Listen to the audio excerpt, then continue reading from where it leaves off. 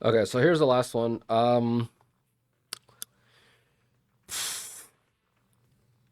Obviously, I don't think Miyabi, because this is anomaly, you need to get disorders and stuff. And Miyabi, while she is kind of an anomaly unit, her main damage is whatever is just crit rate, stun related. I don't know if she would improve this per se, but oops, that's the wrong unit. But regardless, we're just gonna go with this because we don't have Miyabi. I'm sure we'll hit the 20. It's just I would like to probably hit higher. Um, okay, so the builds are going to be a little weird. You're going to see them right now, and they're going to be a little odd. So she has these, and this side is all kind of lame. These two need to be replaced at some point. +2, +1, not very good. This one is probably not going to be replaced for a very long time, but I don't foresee wanting to replace it because she's saturating a lot of anomaly proficiency already because this thing stacks up to, let's round it up to 50. So 50 times 4 is 200 anomaly proficiency from this alone. So she's sitting at what?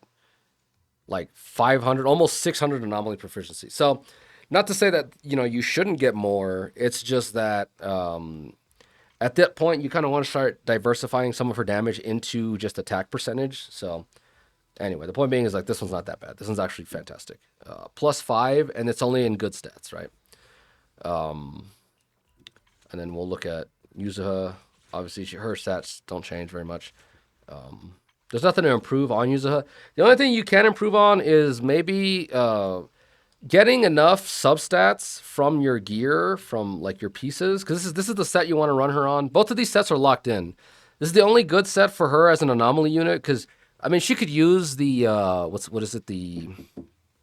she can use the Astral Voice, kind of. If you pair her with what's her name? Vivian, you kind of can't because her by herself does not have enough quick assist to keep the whole thing stacked.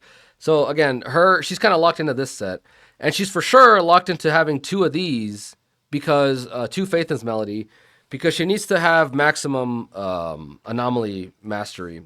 I don't have maximum because obviously you need her weapon to achieve that, but it doesn't really matter. It's not that big a deal. But anyway, her stats don't change because there's nothing to really improve here. The only thing you can do is again, focus on getting higher attack substats so that you can run this. This can be, where is it? Do I even have any? I don't think I have any, if I'm being honest with you. I don't. Doesn't matter. The only thing you can do is improve either her attack percentage substats or her anomaly substats. Like this is kind of trash, obviously. Like you can get full attack plus just +3 or 4 here. Obviously that's kind of what you need, but again, she doesn't do very much damage. Her damage doesn't come from anomaly triggers. It's just to support everyone else.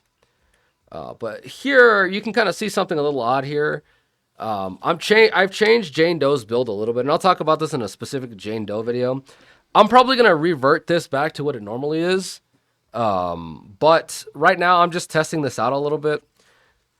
As a quick summary as to why the build is changing, we recently got the where is it?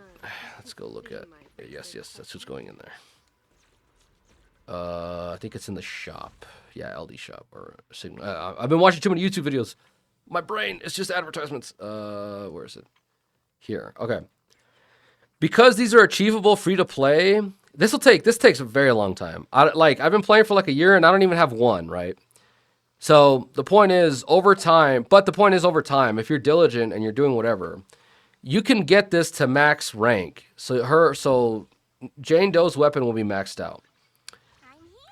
I'm kind of looking at this as a long-term thing. Obviously, right now, her build is probably better off with what I had before with because these originally were on Jane. So her build is probably better with those, right? I'm not gonna sit here and try to convince you that what I'm doing is the way to go. But you have to realize that if you eventually plan to max out her weapon, right now her weapon gives out 36% physical damage bonus. When you max this out, this is going to give you like 75% physical damage bonus.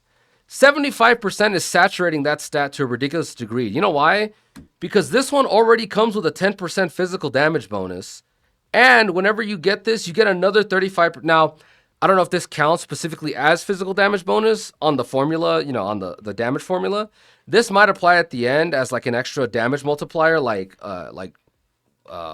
here's an example of this, because this is damage buff, right? Increased damage, right? So increasing damage versus increasing physical damage are probably two different multiplier sets, but it's arguable that there's some kind of correlation between the two. Regardless, 75% plus 10% plus, if you're running this as this, that's another 30%. That's like 115, 75? It's 115%. No, I think I messed up that math somewhere. 75 plus 30 is plus 10. Yeah, 115. Okay, I'm just dumb. 150% physical damage buff, which is why I'm swapping her over to pen ratio, because it's something she's not saturating. Because the other thing is, come on, go back. The other thing is, if you max out this weapon, this anomaly buildup rate right here goes up to 80%. That's an entire thing here. If we go here, come here. This is 30%. I don't know what the correlation between anomaly mastery and anomaly buildup rate. One of them, I don't think they translate over as much. I don't think 40% anomaly rate increase equals 30% anomaly mastery. It may or may not, I'm not sure. However, the point still remains is that now you're saturating how quickly you're stacking the anomaly application, which is bad as a physical DP, as a physical assault, anomaly unit, because when you hit that bar and that bar fills up, it has a 3-second cooldown. So sometimes you'll fill it up all the way and you're just sitting at a full bar because you can't trigger it, because it won't trigger. Because again, there's an internal cooldown. So the point being is that once you hit this to 80, you need to swap this off over to an attack percentage to not saturate her stats. So now that she's applying the anomaly buff really quickly, you have to make sure they pop even harder than they did last time. So anyway, this is kind of future-proofing a little bit. Again, for right now, it's probably not as useful as just running her normal. The other thing that I'm considering when I'm talking about her build is I eventually wanted to get her to M2, which this one doesn't saturate anything, thankfully, because all it does is increase defense shred, plus her crit multiplier increases by another 50%.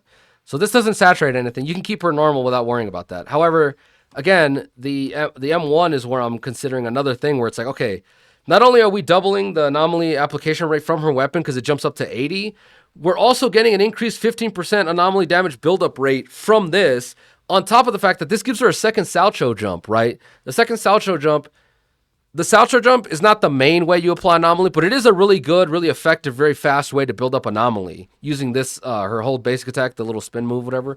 It's called the Salcho jump, but for those of you who don't know the terminology, that's what this is referring to, is that spin move that she does. So your anomaly buildup is already kind of skyrocketing through the roof. So now you need to focus and divest your whatever, if you want to look at it as a thing. You need to divest your damage into a different avenue. One of the things, though, you still need to make sure you hit 420 anomaly proficiency. I think it's somewhere in here. I don't remember which one of these exactly it is. But again, here's another example. She gets 20 from this, and if they've already hit an anomaly, an attribute anomaly, she gets another 15%. She has so much built in that you're oversaturating that stat, I think, with an anomaly mastery 6 slot.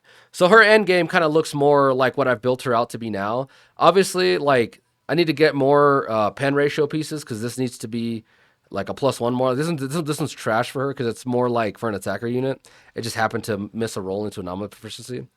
But yeah, I don't have a lot of pen ratio pieces. Anyway, the point being is that for right now, at least for me, for the foreseeable future, this is kind of the path I want to take her on.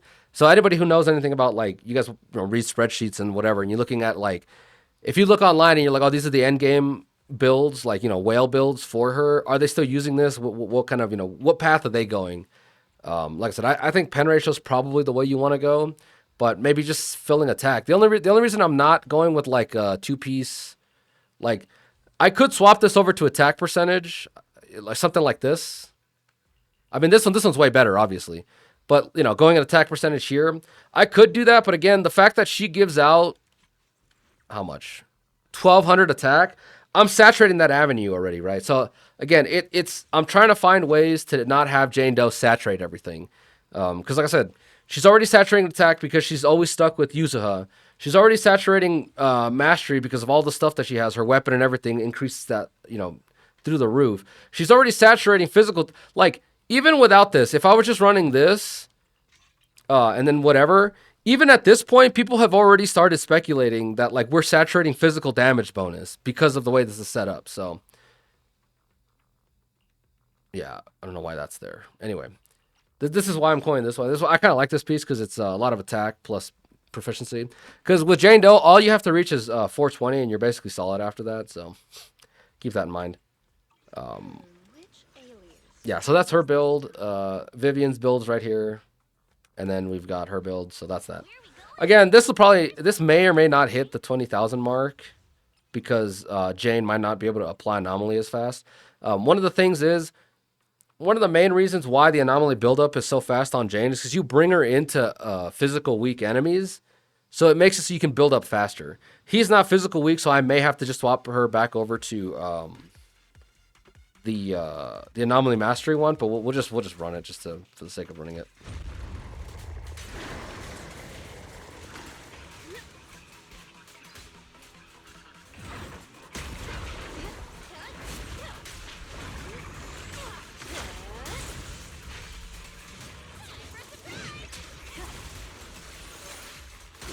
He's not giving me any yellow flashes, man.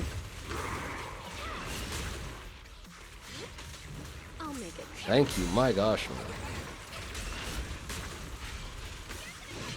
His entire job is to be aggressive and hit you with things, and he just refuses to sometimes. That's one of the most irritating things with Vivian, is like you have to wait for the enemy to do something. What's his name? Seth is a little more... I kind of like Seth a little more in that sense because he's a little more reactive. He can just kind of go in and do what he wants to do. Obviously, having the enemy hit him with defensive attacks is okay, but he can do stuff on his own. Vivian can barely do anything on her own. She needs energy, and obviously we start off with, like, no energy. Yeah, I think I'm going to have to swap her over to Mastery. I don't think I have enough the way this is set up.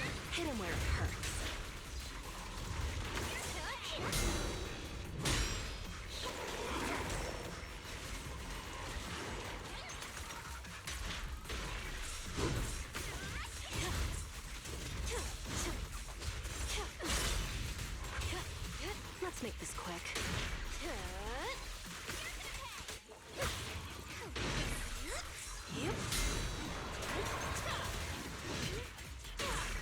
Yeah, I'm not stacking anywhere near enough anomaly.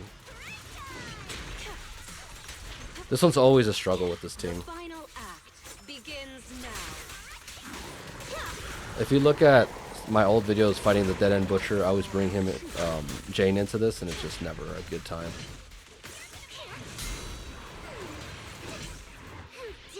That was dumb. I pressed the swap button, but again, sometimes you press it too quickly and it won't let you.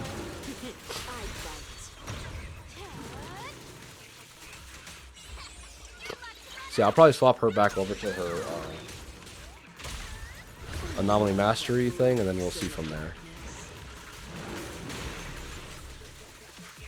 Careful. It's back. Found your weakness. I forgot you also have to trigger disorder mainly. So in this case, obviously, anomaly mastery just wins out just because it's more beneficial. Like how big the bursts are, the assault triggers are, is not super relevant compared to just triggering them.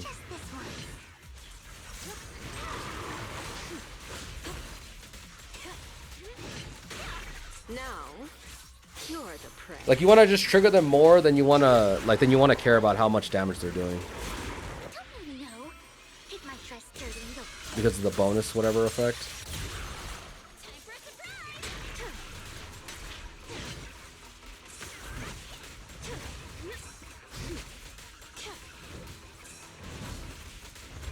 I'll make it painless.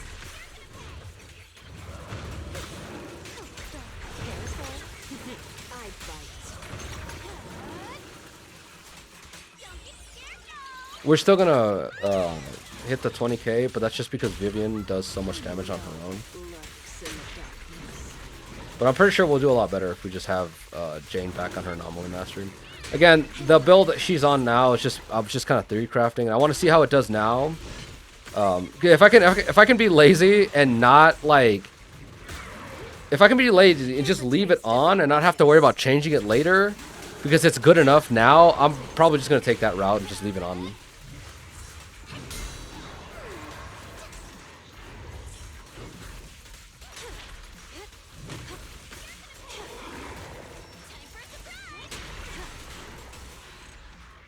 Hopefully, did I pop that last one? You can see that bar was full. I don't know if I popped it. We're gonna be pretty low on this. I want to see how many anomalies I got. See, I didn't get nearly enough anomalies. This is kind of interesting. Considering that the enemy is ether weak, Jane still kept up on damage, which I find kind of interesting. That obviously that makes sense considering Jane's the main driver. But yeah. So anomaly buildup 51%, 14%, 20, 21. Wow, she didn't build up that much, honestly. But as you can see there were times where I was hitting the boss and the anomaly bar was full and it wasn't popping. So you know what I mean? Like you're already pushing up against that barrier of how much anomaly you can apply. But yeah, I don't know. It's the way I'm looking at it. It's a little. And then we get this extra whatever's. But yeah, we got all three, all 9 stars this week. We're super low on the ranking because everything could be a lot better.